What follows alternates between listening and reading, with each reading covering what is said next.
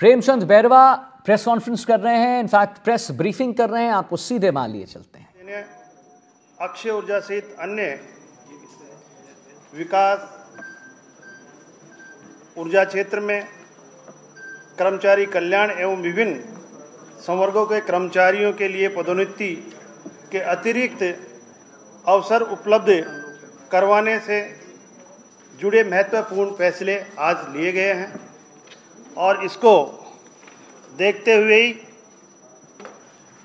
कर्मचारियों के लिए उनकी सेवा नियमों में कुछ शिथिलता प्रदान करते हुए सभी सेवाओं में पदोन्नति के लिए नीचे के पद पर अनुभव अथवा कुल सेवा अवधि का निर्धारण अनुभव वांछित होता है। ऐसे वांछित अनुभव पूरा नहीं होने के कारण अनेक सेवाओं में पदोन्नति के पद रिक्त रह जाते हैं, जिससे राजकार्य एवं कार्मिकों को पदोन्नति के अवसरों पर प्रतिकूल प्रभाव पड़ता है। मंत्रिमंडल ने कार्मिकों के हित में को ध्यान में रखते हुए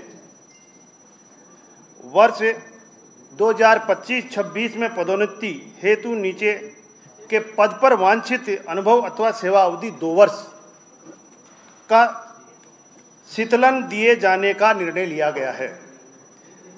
यह शीतलन ऐसे कार्मिकों को दिया जा सकेगा जिन्होंने 2023-24 तथा 2024-25 के दौरान वांछित अनुभव या सेवा अवधि में कोई शीतलन नहीं लिया है। परीक्षाधीन कार्मिक परीक्षा काल के दौरान पदोन्नति के लिए पात्र नहीं होंगे। इनके लिए विभिन्न सेवा नियमों में आवश्यक संशोधन किए जाएंगे। शासन सचिवालय सेवा मंत्रालय कर्मचारी संवर्ग के कार्मिकों को पदोन्नति में समुचित अवसर उपलब्ध कराने के उद्देश्य से राजस्थान सेवा नियम 1954 में संशोधन आज मंत्रिमंडल की बैठक में अनुमोदन किया गया है। इस संशोधन के अनुसार वरिष्ठ उप शासन सचिव एवं उप शासन सचिव पदों के लिए निर्धारित अनुपात 13:10 के स्थान पर 16:10 संशोधन किया जाएगा। राज्य सरकार द्वारा कृषि विभाग में कृषि विस्तार सेवाओं को सुदृढ़ीकरण एवं कृषि विस्तार सेवाओं के पदोन्नति के और अधिक अवसर देने हेतु वरिष्ठ कृषि पर्यवेक्षक का पद सृजित किया गया है। इसे अब सेवा नियमों में शामिल नहीं किया जा सकता था। अब मंत्रिमंडल के अनुमोदन के बाद कृषि विभाग में कृषि पर्यवेक्षक लेवल 5 को पदोन्नति के अवसर देने के लिए सर्जित वरिष्ठ कृषि पर्यवेक्षक लेवल 10 के पद का पे लेवल राजस्थान सिविल सेवा पुनरीक्षण वेतन नियम 2017 में सम्मिलित किया जा रहा है। पशुपालन विभाग में पशुपालन अधीन नस्ल सेवा में पशुधन सहायक के परिवर्तन पदनाम पशुधन निरीक्षक लेवल 8 और पशु चिकित्सा सहायक लेवल 10 में परिवर्तन पदनाम पशुधन प्रसार अधिकारी एवं सूचना सहायक सूचना राजस्थान बनवा के लिए किया गया है।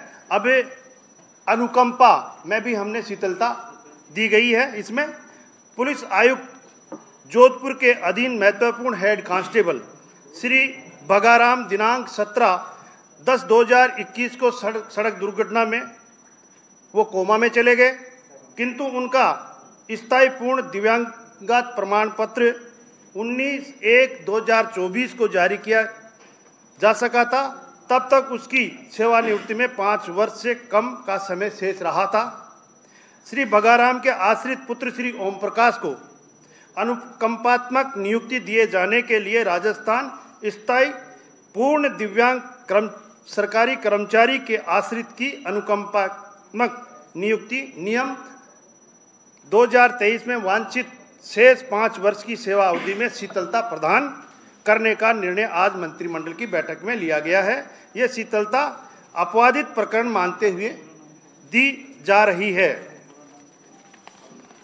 कुछ हमारी सेवा नियमों में और संशोधन किए गए हैं। उच्च शिक्षा विभाग के अधीन संचालित विश्वविद्यालय एवं महाविद्यालयों में शिक्षकों की नियुक्ति एवं कैरियर एडवांस स्कीम CCA के तहत उनकी पदोन्नति को लेकर UGC द्वारा समय समय पर विनियम जारी किए जाते हैं। UGC विनियमों के अनुरूप CCA संबंधी प्रावधान राजस्थान शिक्षा सेवा महाविद्यालय शाखा 1986 में शामिल किए जाते हैं और UGC विनियम 2018 में तृतीय संशोधन में शिक्षकों के CCA हेतु रिफ्रेशर अथवा ओरिएंटेशन कोर्स करने की छूट 31 दिसंबर 2023 तक एवं चतुर्थ संशोधन 31 दिसंबर 2024 तक बढ़ाई गई है। राजस्थान शिक्षा सेवा महाविद्यालय शाखा नियम 1986 में महाविद्यालय शिक्षकों को UGC विनियम 2018 के तृतीय एवं चतुर्थ संशोधन के अनुरूप प्रावधान में शामिल होने के कारण बहुत से हमारे शिक्षक कैरियर एडवांस स्कीम के अंतर्गत पदोन्नति से वंचित रह जाते थे। राज्य सरकार ने अब UGC विनियम 2018 के तृतीय एवं चतुर्थ संशोधन को इन सेवाओं नियमों में शामिल करने का निर्णय लिया गया है। इससे उच्च शिक्षा विभाग के अधीन विश्वविद्यालय एवं महाविद्यालयों के शिक्षकों को पदोन्नति का लाभ मिल सकेगा। राजस्थान शिक्षा राज्य अधीनस्थ सेवा में प्राध्यापक कृषि के पद पर सीधी भर्ती हेतु योग्यता में अब ICAR के स्थान पर UGC से मान्यता प्राप्त डिग्री को मान्य किया गया है। इसी प्रकार NCTE से मान्यता प्राप्त संस्थानों से प्राप्त BEd को ही मान्य किया गया है। इसके लिए राजस्थान शिक्षा राज्य एवं अधीनस्थ सेवा नियम 2021 में संशोधन का आज अनुमोदन किया गया है। जल संसाधन विभाग में राजस्थान अभियांत्रिक शिक्षा अधीनस्थ सेवा सिंचाई शाखा नियम 1967 में पटवारी पद की शैक्षणिक योग्यता भर्ती हेतु स्कीम व परीक्षा पाठ्यक्रमों को राजस्व नियम के पटवारी के समान ही की जाएगी। कुछ हमने महाविद्यालय और को नामकरण किया गया है, जो कई भामाशाह है हमारे जिन्होंने सहयोग किया है, कोई हमारे महापुरुष है, कोई शहीद है, उनके नाम परिवर्तन नामांकन भी हम किए गए हैं इस कैबिनेट की मीटिंग में। राजकीय स्नातकोत्तर महाविद्यालय ओसियां जिला जोधपुर का नामांकन 1971 के भारत पाक युद्ध में शहीद और मरणोपरांत वीर चक्र से सम्मानित शहीद गोरख राम के नाम पर करने की स्वीकृति आज कैबिनेट ने दे दी गई है। ये महाविद्यालय अब शहीद गोरख राम वीर चक्र राजकीय स्नातकोत्तर महाविद्यालय ओसियां के नाम से जाना जाएगा। राजकीय कन्या महाविद्यालय बुड्ढा जोड़ रायसिंह नगर का नामकरण राजकीय श्री गुरु जंबेश्वर कन्या महाविद्यालय बुड्ढा जोड़ रायसिंह नगर करने की स्वीकृति आज कैबिनेट के द्वारा दी गई है। इसी प्रकार सीकर जिले में राजकीय महाविद्यालय फतेहपुर का नामांकन मोदी सन राजकीय महाविद्यालय फतेहपुर किया गया है। मोदी सन चैरिटेबल ट्रस्ट बम्बई द्वारा इस महाविद्यालय के लिए भूमि उपलब्ध करवाने के साथ साथ भवन निर्माण का कार्य भी राज्य सरकार को करा के राज्य सरकार को सुपुर्द किया गया है। दानदाता के सम्मान व अन्य दानदाताओं को प्रोत्साहन करने के उद्देश्य से इस महाविद्यालय का नामांकन मोदी सन राजकीय महाविद्यालय फतेहपुर करने की कैबिनेट की मंजूरी दी गई है। मैं सम्मानीय जोगाराम जी से निवेदन करूंगा।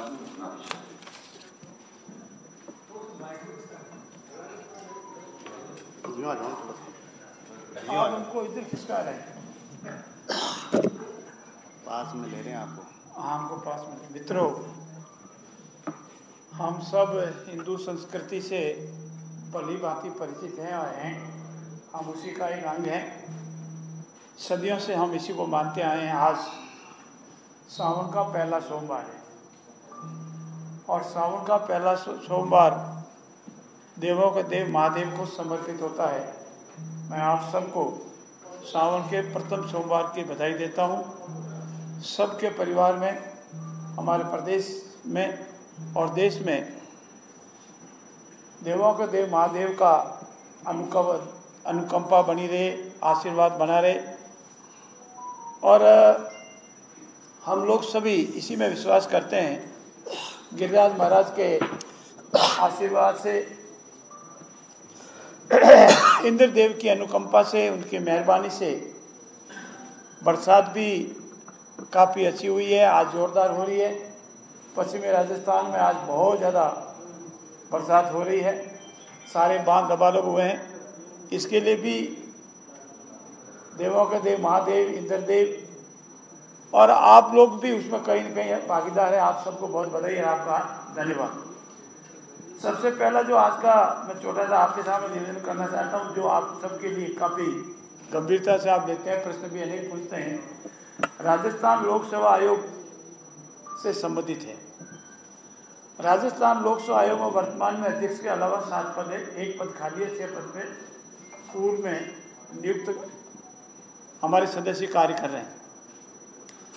सरकार ने महसूस किया है कि वर्तमान में अनेक भर्तियों का कार्यक्रम चल रहा, बहुत बड़ा काम बढ़ गया है। क्योंकि काम बढ़ गया है तो सदस्य संख्या भी बढ़नी चाहिए। लंबे समय से सदस्य संख्या नहीं बढ़ी थी, इसीलिए जो वर्तमान में अध्यक्ष के अलावा 7 सदस्य है, उसकी संख्या बढ़ा करके 10 करने का आज हमने निर्णय लिया है। और भविष्य में विधिवत कार्रवाई के उपरांत 7 सदस्यों के स्थान पर 10 सदस्य होंगे। और साथ ही साथ हमारे एक माननीय सदस्य जो बाबूलाल जी कटारा है, जिनके विरुद्ध कुछ आपराधिक कार्रवाई विचाराधीन है, जिससे आप सारे परिचित है, जेल में वगैरह वगैरह, उनके लिए भी सरकार ने नियमों के अनुसार आर्टिकल 316 में जो हमारी प्रक्रिया दी हुई है, उस प्रक्रिया के तहत उनके विरुद्ध कार्रवाई करने हेतु माननीय राष्ट्रपति तक की कार्रवाई हुई है। अब उसका अगला स्टेप माननीय सर्वोच्च न्यायालय का है और हमें विश्वास है कि जो विधिवत कानून अनुसार कार्रवाई की है, उसके तहत माननीय सर्वोच्च न्यायालय भी उसमें सहमति देंगे। अपना हमारा जो प्रस्ताव है माननीय राज्यपाल महोदय से, माननीय राष्ट्रपति महोदय से गया, उस पर अपना निर्णय देंगे तो शायद उनकी सेवाएं समाप्त हो जाएगी। और वर्तमान में 7 की जगह 10 माननीय मेंबर कार्य करेंगे, तो ये कार्य विभाजन भी होगा, कार्य शीघ्रता से निपटाया भी जाएगा। और हमारा जो टारगेट है आने वाले 4 वर्षों में, 5 वर्षों में, हमें अपना पूरे कार्यकाल के दौरान 4 लाख नौकरियों का, और इस साल 1 लाख नौकरी का जहाँ 70,000 के लगभग हम पहुँच गए हैं, उसमें भी सहायता मिली। मित्रों, दूसरा हमारा सबसे महत्वपूर्ण विषय है रोजगार। राजस्थान के परिप्रेक्ष्य में पूर्ववर्ती सरकार द्वारा किए गए घोटाले के अनुरूप रोजगार हमारे लिए बहुत महत्वपूर्ण है। आज तक सरकारें भविष्य में कितनी रोजगार की जरूरत पड़ेगी, इसका आंकलन सेवानिवृत्ति के आधार पर करते हैं। 2025 में कितना सेवानिवृत्त होंगे, 2026 में कितना सेवानिवृत्त होंगे, और इसके 50% की विज्ञप्ति निकालते हैं, भर्ती करते हैं। हमारे यशस्वी मुख्यमंत्री भजनलाल जी का ये मानना है कि क्यों ना हम आंकलन पहले ही कर लें, 2025 में कितना होगा, 2026 में कितना होगा, 2027 में कितनी वैकेंसी, कितने लोग सेवानिवृत्त होंगे, उनका आंकलन करके 100% वैकेंसी हम पहले ही निकाल दें, ताकि आने वाले समय में हमारे जो बेरोजगार नौजवान भाई बहन हैं, उनको ये पता लगे कि मुझे इस विभाग में इतनी वैकेंसी भविष्य में आने वाली है। जैसा हमने इस वर्ष भर्तियों का कैलेंडर जारी किया है, उसी अनुरूप हम भविष्य में जो भी हमारा सेवानिवृत्त अधिकारी कर्मचारी होंगे, उसके अंगेस्ट में 100% वैकेंसी की घोषणा करेंगे, 50%, और उसी अनुरूप हमारी भर्ती भी अपनाएंगे। और इसके अनुसार नियमों में जो 50% का नियम है, उसमें संशोधन करके 100% करने का प्रावधान करेंगे। तीसरा हमारा आप सबसे भी संबंधित है और महत्वपूर्ण विषय है टाउनशिप पॉलिसी। चूँकि टाउनशिप पॉलिसी 2010 पहले से पूर्ववर्ती सरकार के दौरान कार्यकाल में आई थी, चल रही थी, अनेक सुझाव आए, अनेक सार्वजनिक डिफिकल्टियाँ आई और अनेक व्यक्तिगत डिफिकल्टियाँ आई। उसके आधार पर टाउनशिप पॉलिसी 2024 लाई गई, जिससे आप काफ़ी हद तक परिचित हैं। परंतु उसका अनुमोदन आज यशस्वी मुख्यमंत्री आदरणीय भजनलाल जी की अध्यक्षता हुई मंत्रिमंडलीय समिति में किया गया है।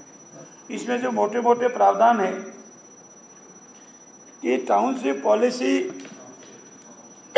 पब्लिक हित में हो, क्रियान्वित पूरी हो, पारदर्शी हो, चाहे उपभोक्ता है या कॉलोनी टाउनशिप काटने वाला व्यक्ति है, डेवलपर है, कॉलोनाइजर है, इन सब के हितों को ध्यान में रखते हुए सबसे पहला जो इसमें मुख्य बिंदु है वो है इसकी क्रियान्विति। क्रियान्विति कैसे होगी, निगरानी कैसे होगी, समीक्षा कैसे हेतु, इस हेतु पूर्व में राज्य स्तरीय कोई कमेटी नहीं थी, निगरानी समिति नहीं थी। अब राज्य स्तरीय निगरानी समिति होगी और वो बराबर इसकी निगरानी करती रहेगी। दूसरा इसमें महत्वपूर्ण बिंदु ये है कि जो टाउनशिप पॉलिसी में 60% जो टोटल एरिया है उसका 60% जो है वो पार्क और खेल मैदान के लिए रिजर्व रहेगा। 7% टोटल जो एरिया है टाउन, कोई किसी ने पर्टिकुलर टाउन काट दिया अपनी, कोई आवासीय कॉलोनी काट दी, तो उसका 7% जो है वो हमारे खेल मैदान, पार्क, जिसको हम पब्लिक यूटिलिटी के लिए कहते हैं, वो रिजर्व रहेगा। और 8% क्षेत्र 8 सुविधा क्षेत्र, पार्क भी आते हैं, अन्य कोई सुविधा क्षेत्र जिसको आते हैं, वो उसके लिए रिजर्व रहेगा। ये मैंडेटरी कर दिया है और ये सब आम जन की सुविधा के लिए रहेगा। तीसरा इसमें महत्वपूर्ण बिंदु है, कंप्लीशन सर्टिफिकेट तभी मिलेगा, पूर्णतया सर्टिफिकेट तभी मिलेगा जब वो ये कार्य जो कर रहा है, टाउनशिप कॉलेज जो काट रहा है, कॉलोनी काट रहा है, उसमें 5 वर्ष की अवधि के दौरान मेंटेनेंस की उसकी जिम्मेवारी होगी। साथ ही साथ RWA को जो हस्तांतरण किए जाने वाला है उसका 2.5% भूखंड रहन रहेंगे। रहन का तात्पर्य है कि उसको कंप्लीशन सर्टिफिकेट तब मिलेगा जब वो उसकी जितनी भी रिक्वायरमेंट है वो रिक्वायरमेंट पूरी कर देगा, अन्यथा उसको कंप्लीट नहीं माना जाएगा, उसको वो सभी बेनिफिट नहीं मिलेगा और उसके जो 2.5% जो भूखंड है वो सरकार के पास रह जाएगी। इसके साथ ही हमने इसमें ये प्रावधान किया है क्योंकि ये जनहित जैसी सरकार है, अंत्योदय में विश्वास करने वाली सरकार है, जो सबसे पीछे पंक्ति में खड़ा हमारा सामान्य परिवार उसमें करती है। इसलिए इसमें 5% हिस्सा उन श्रमिकों के लिए रिजर्व रहेगा जो आसपास के बड़े कॉलोनीज आई हुई है, फैक्ट्रीज आई हुई है, उद्योग आए हुए हैं, और उनको रिजर्व रखने के लिए स्मॉल स्केल इंडस्ट्री है, LIG है, इसमें भूखंडों का रिजर्वेशन किया जाएगा कि जो निम्न श्रेणी के परिवार है, ये मोटे मोटे इसीलिए रखे गए हैं कि टाउनशिप पॉलिसी मध्यम वर्ग के लोगों के लिए भी हो, खाली बड़े बड़े उद्योगपतियों के लिए, बड़े बड़े होल्डर लगाने वालों के लिए नहीं, ये मध्यम वर्ग के लिए, सामान्य परिवार के लिए भी हो, उनके हितों की सुरक्षा के लिए हो। साथ ही साथ इसमें ये भी प्रावधान रखे गए हैं कि जो हमारा बफर जोन रहेगा आसपास में, नदी, नाले, तालाब, कुआं, बावड़ी, इनके लिए भी न्यूनतम आरक्षित क्षेत्र रहेगा। मान लो एक मैं कोई कॉलोनी काट रहा हूँ और बहुत पुरानी कोई बावड़ी आई हुई है, कोई तालाब आया पौराणिक है, तो उसको हम रिजर्व रखेंगे, उसको नहीं कहेंगे क्योंकि वो उसके लिए नहीं होगा, वो रिजर्व रहेगा। ऐसी स्थिति में न्यूनतम बफर जोन आरक्षित करने का भी है। सेक्टर रोड है, कॉमर्शियल पॉलिसी तर्ज पर विकास है, ये सब भी रहेगा। और राजस्थान लैंड पूलिंग 2016 के जो नियम बनाए गए हमारे, वो राजस्थान लैंड पूलिंग 2016 के नियमों को भी उनको पालना करनी पड़ेगी ताकि उन दोनों में विरोधाभास नहीं हो और लैंड जितनी जरूरत है उतनी लैंड रिजर्व रह जावे। इसके साथ ही साथ हमारा एक संयुक्त उद्यम से संबंध में भी आज मंत्रिमंडलीय समिति में गहनता से विचार होने के उपरांत माननीय मुख्यमंत्री जी ने माना है कि जो हमारे भविष्य में आने वाले विकास के आयाम हैं, सोलर प्लांट लग रहे हैं, गैस उद्योग प्लांट लग रहे हैं, राजस्थान बिजली में 2027 तक आत्मनिर्भर होने जा रहा है, 2027 तक कोशिश 2027 तक हम किसानों को दिन में बिजली देंगे। कोशिश करें कि 2026 में हो जाए। तो उसके लिए ज़रूरी है कि हम इन कंपनियों के साथ जॉइंट वेंचर करें, और इसीलिए हमारी 3 कंपनियां इंद्रप्रस्थ गैस लिमिटेड, अक्षय ऊर्जा परियोजना, गेल इंडिया लिमिटेड, इनके साथ एक निश्चित हिस्सा राशि तक का, जैसे इंद्रप्रस्थ के लिए 74-26% का है, 500 सोलर पार्क क्षमता के परियोजना के स्थापित किए जाएंगे, 2000 करोड़ का निवेश होगा। तो हमारा भी हिस्सेदारी रहो, हमको भी उसमें मिले, राजस्थान का हित सुरक्षित रहे। इसी तरह अक्षय ऊर्जा परियोजना भी है जो ऑल इंडिया लिमिटेड एवं RUBs के मध्य जॉइंट वेंचर बनाई जाएंगी।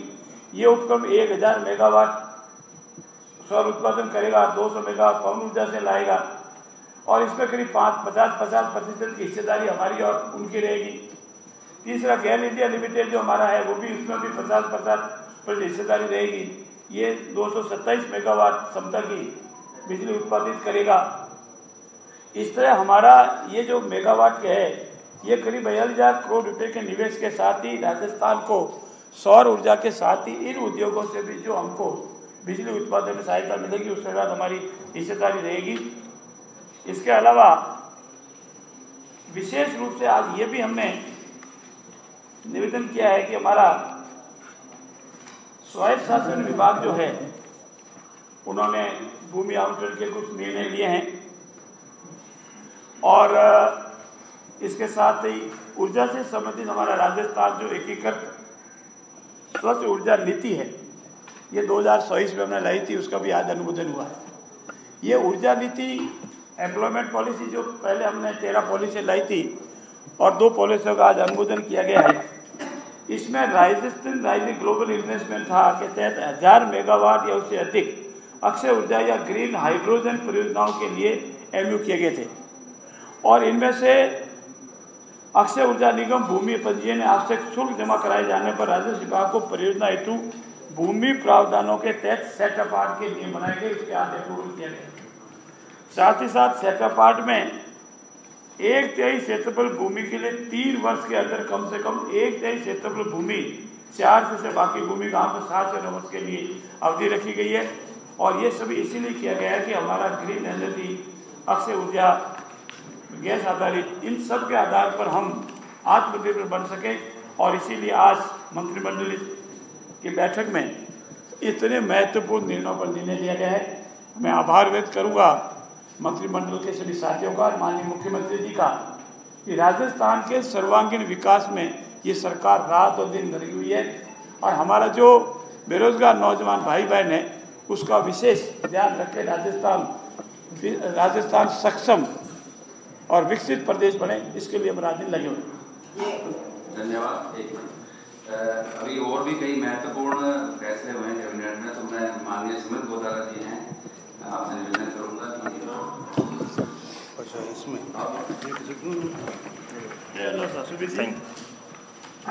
इनको इधर माननीय मुख्यमंत्री जी के नेतृत्व में राजस्थान विकसित राजस्थान की दिशा में बढ़ रहा है।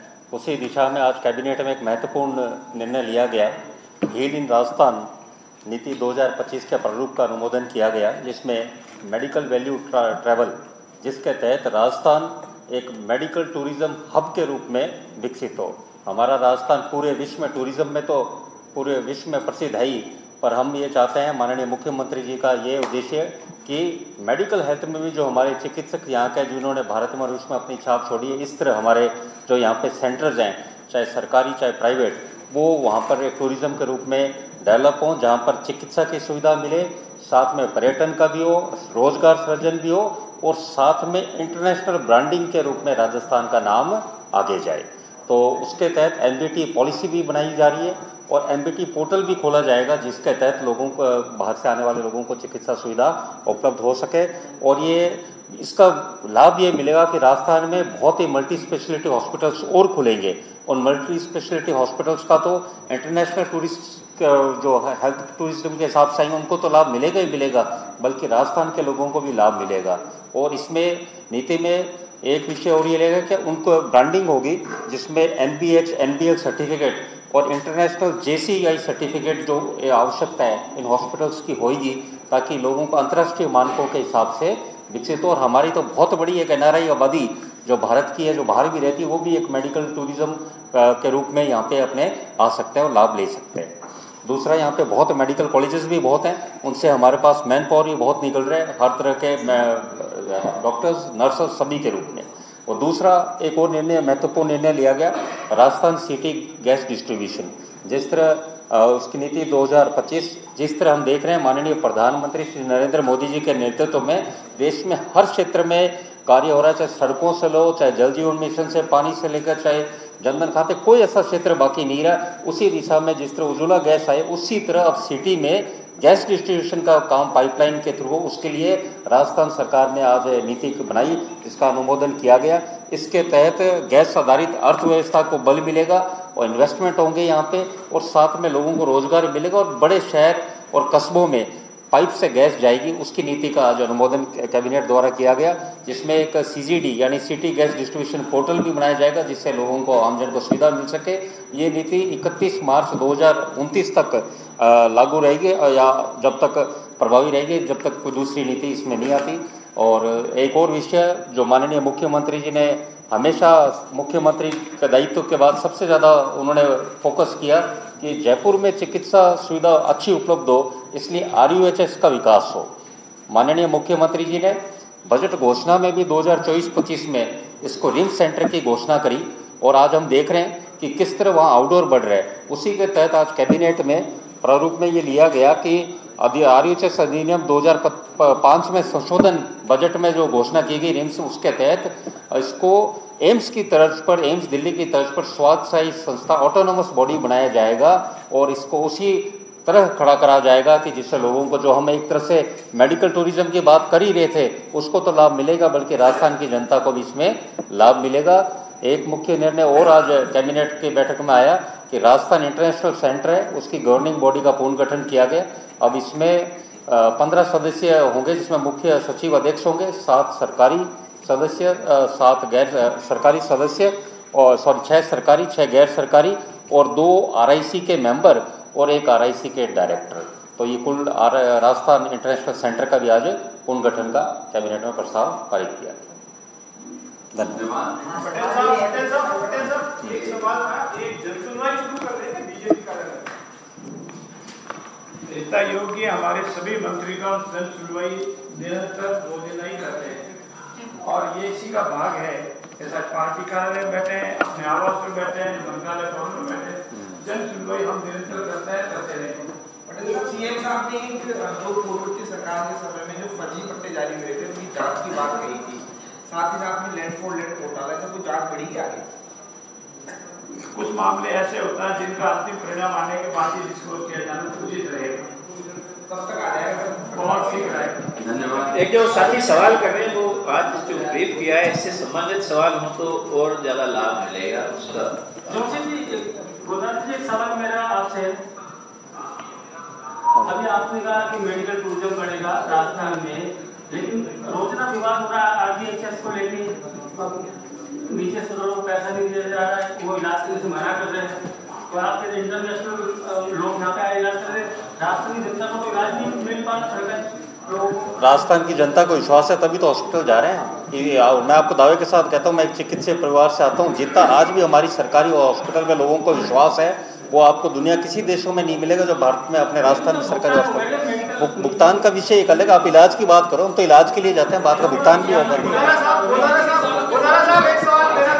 हाँ, आपका खाद्य नागरिक आपूर्ति विभाग आप देख रहे हैं, मेडिकल की आपको बहुत अच्छी नॉलेज है, तो ये मिलावट के खिलाफ कोई बड़ा अभियान चलाने की कोई? बिल्कुल, सरकार लगातार चला रही है। आप देख रहे हो, आपके अखबार और मीडिया में लगातार आते रहे कि सरकार में, बिल्कुल सभी पूरे सरकार, माननीय भजनलाल जी मुख्यमंत्री जी हमारे सजग हैं, तो उनके नेतृत्व में सरकार लगातार ये कार्रवाई मिलावटखोरों के खिलाफ कर रही है और भी करती रहेगी।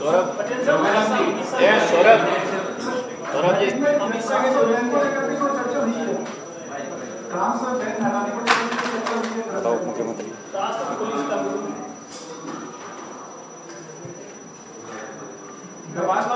वो तो खुलेंगे तो पता लग जाएगा ना।